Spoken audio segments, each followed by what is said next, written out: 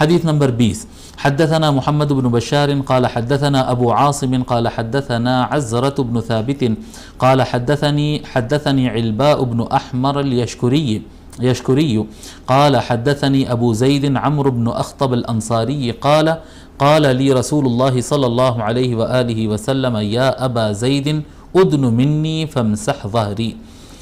حضرت ابو زید عمر بن اخطب الانصاری، ابو زید عمر بن اخطب الانصاری، آپ کے بارے میں لکھیے، یہ صحابی ہیں، ابو زید عمر بن اخطب،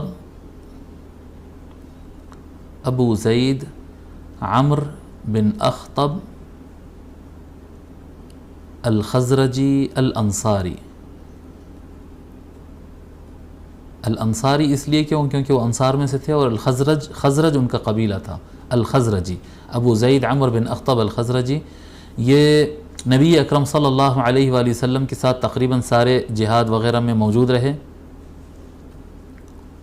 نبی اکرم صلی اللہ علیہ وآلہ وسلم ان کے سر پر ہاتھ پھیرے تھے اور ان کے لیے جمال اور خوبصورتی کے لیے دعا فرمائے تھے، اللہ تعالیٰ ان کو خوبصورتی عطا فرمائے، اس طرح سے دعا فرمائے تھے.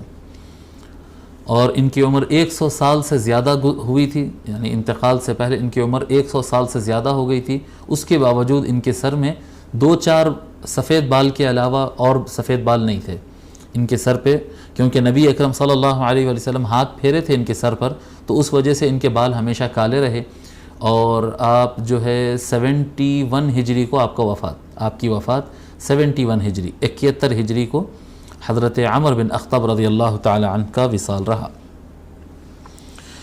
حضرت عمر بن اخطب الانصاری رضی اللہ تعالیٰ روایت فرماتے ہیں، کہتے ہیں کہ مجھ سے رسول اللہ صلی اللہ علیہ وآلہ وسلم نے فرمایا، اے ابو زید، ان کا لقب کنیت ابو زید تھی نا، اے ابو زید ادن منی، مجھ سے میرے پاس قریب آؤ، مجھ سے قریب ہو، فامسح ظہری، پس میرے پیٹھ پر ہاتھ پھیرو، میرے قریب آؤ، میرے پیٹھ پر ہاتھ پھیرو. فمسحت ظہرہ، تو میں رسول اکرم صلی اللہ علیہ وآلہ وسلم کے پیٹھ پر ہاتھ پھیرا. شاید کوئی ضرورت تھی ہوگی، کچھ یعنی پیٹھ پر کپڑے پر کچھ آ گیا، ایسا لگا ہوگا، تو فرمائے میرے پیٹھ پر ہاتھ پھیرو.